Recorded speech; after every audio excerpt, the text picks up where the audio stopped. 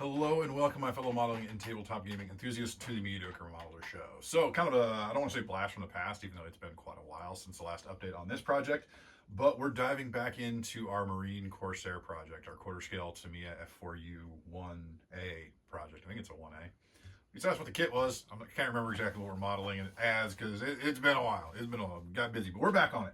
Yeah, let's go ahead and head on down to the bench and see how far we've gotten since the last episode of this project blog thing.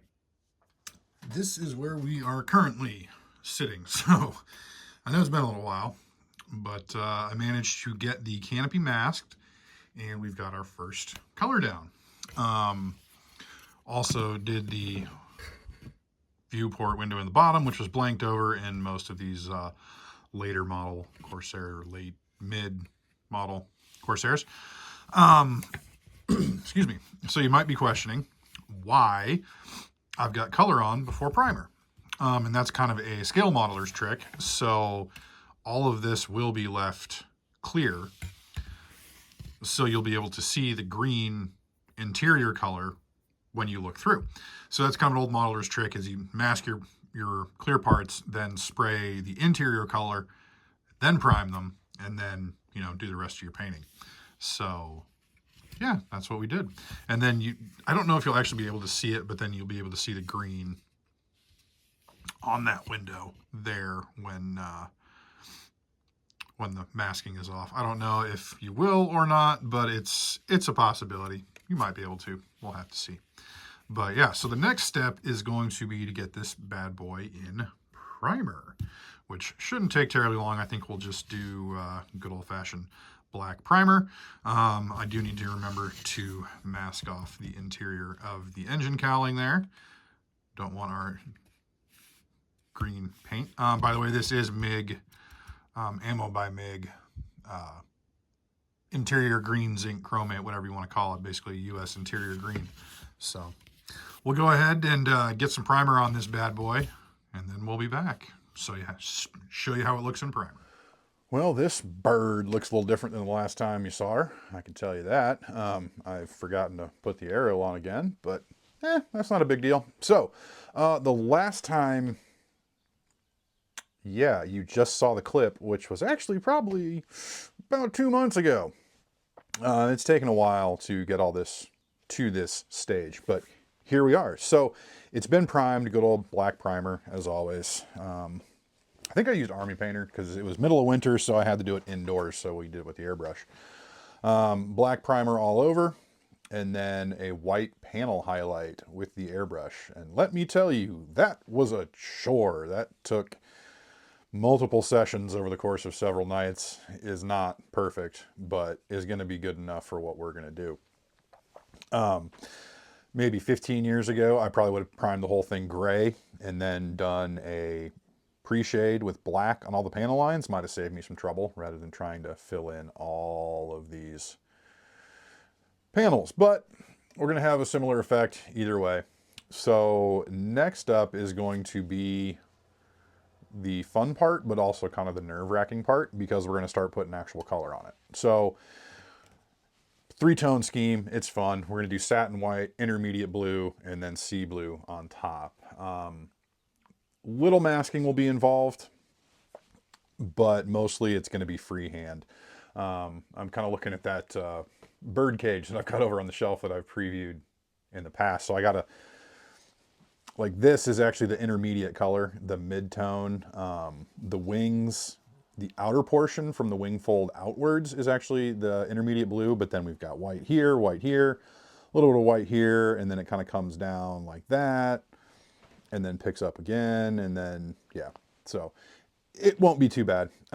If I get things thinned out properly, it should look pretty good. I'm going to be using some Ammo by MIG.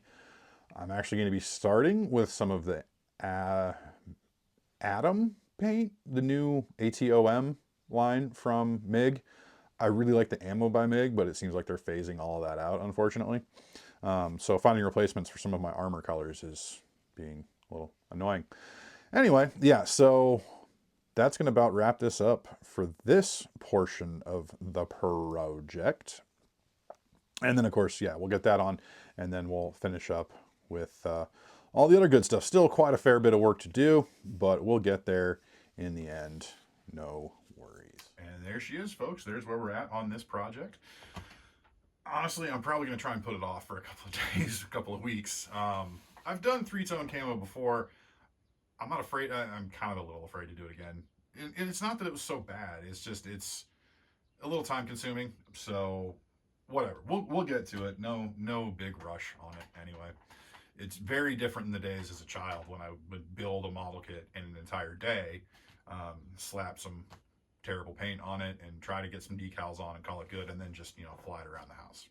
I mean, I can still do that, but I got a lot of stuff going on. So this is, we're at least making progress on this. That's the important thing.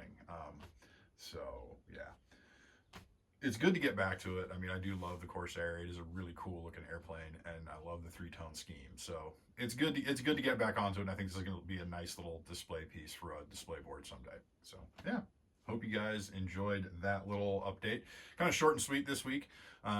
Filming this, it is Easter Sunday today, so lost a fair amount of time to various things. Didn't get as much project stuff done as I would have liked today, but that's that's how it goes on a holiday weekend. Yeah, so be sure to jump down into the links. There's got a couple of things going on, so definitely hit that Warlord Games affiliate link. Get your Warlord models, Conflict 47 stuff. I guarantee it's going to ship pretty quick. I don't guarantee it, but I've always had very good experiences. I don't know if they've got any sales going on right now other than Iron Coffins, I think, is 15% off, sort of a new expansion or new supplement for Octung Panzer. Check out my social media links, as well as the link for the Wisconsin Maritime Museum. Get caught up on how the Cobia dry dock project is progressing, see where they're at in their goal. And then if you can and you are able, you can also donate to help make that project a success.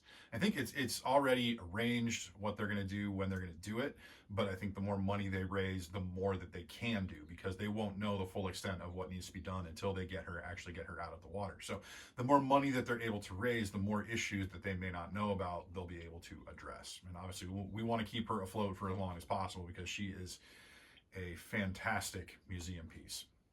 Absolutely wonderful boat. Highly recommend you go take a tour if you happen to be up near Manitowoc. I believe, as I checked earlier today, the Trenchworx post-Adepticon sale is still live, so you can get free shipping on orders over $15. So definitely go check that out. Get yourself some awesome Trenchworx kits. I'm not sponsored by Trenchworx. I'm just, I really like what they do. Dave's a really cool guy, so you just want to push some stuff their way. So yeah. So as always, folks, if you feel so inclined, please like, comment, and subscribe. Let me know how I'm doing. I always do enjoy comments on all the videos, and I like hearing feedback from everybody. I think at this point we're somewhere around 360 subscribers. I know I said something about doing a 200 subscriber special or 300 subscribers. I haven't done any of that yet. Maybe we'll do something at 400. I still don't have any idea what that'll be, but we'll cross that bridge when we come to it. So thanks again, as always, folks, for watching. And until next time, may your paints be thin, your brushes be pointy, and your dice be hot.